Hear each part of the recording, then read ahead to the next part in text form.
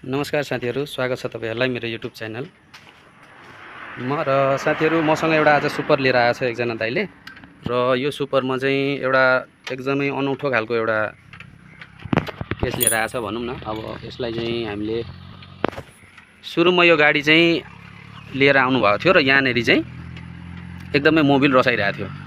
यो एरियामा मोबिल टन्नै रसाइरहेको थियो र कसरी यो मोबिल रसायो भनेर यसो हेर्दै जाँदाखेरि ओरिङ छ, यो ओरिङ चाहिँ काटेको होला भनेर चाहिँ मैले यहाँनेरि खोलेर हेर्दै जाँदा यो चाहिँ रह्यो सेल्फ मोटर पनि नयाँ रहेछ यसमा। र यसमा चाहिँ समस्या चाहिँ कहाँनेरि रहेछ भने यो जुन ओरिङ छ, यो ओरिङ चाहिँ यसको यो बडीको लाइन भन्दा अलिकति माथि हुनुपर्ने थियो। जुन चाहिँ यो ओरिङको हाइट यसको बडी भन्दा तल रहेको छ अहिले, त्यसकारणले पनि लिक भइरहेछ। किनकि यो त टाइट भएन नि त, त्यहाँ भित्र चेम्बरमा लागेपछि नलागेर टाइट मजाले टाइट ओरिङले त टाइट गर्ने हो, लिकेज बन्द गर्ने ओरिङले नै हो। र यो ओरिङको साइज चाहिँ अलिक तल गएकोले कारणले चाहिँ मोबिल त्यहाँबाट बाहिर आइरहेको थियो। बाहिर आइसकेपछि यो सबै एरियामा लिकेज भएर चाहिँ पुरै मोबिल भइरहेको थियो। सो यसमा हेर्दै जाँदाखेरि के देखेँ मैले भने मसँग एउटा सुपरको पुरानो सेल्फ मोटर छ, यहाँ छ। यो चाहिँ पुरानो हो, सुपर गाडीकै हो, यही गाडीको मोटर हो र यो गाडीमै लाएर आएको मोटर हो भनौं न। यो सोरुमबाटै लागेर जुन मोटर आउँछ त्यही मोटर हो यो। र यसमा चेक गरेँ मैले, चेक गरेर हेर्दाखेरि जुन यो ओरिङ जुन यसमा काटिरहेछ, यो ओरिङ चाहिँ यो ओरिङको साइज भन्दा अलिक छोटो पनि देखेँ।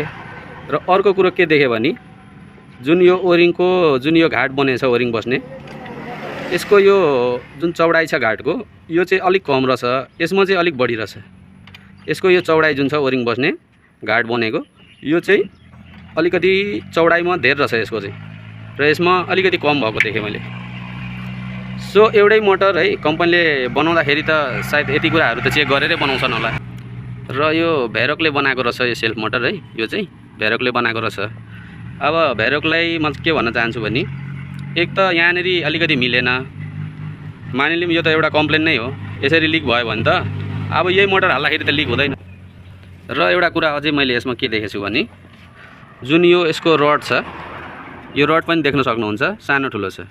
यसरी नाप्दाखेरि यो सानो ठुलो आइरहेछ, यति ग्याप आइरहेछ यहाँनेरि, भनेपछि यो रड पनि सानो ठुलो छ यसको।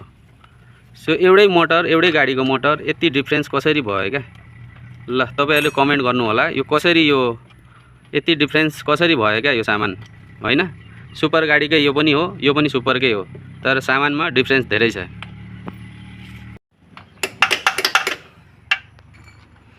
भेरोकको मोटर हो है यो त, सेल्फ मोटर भेरोकको।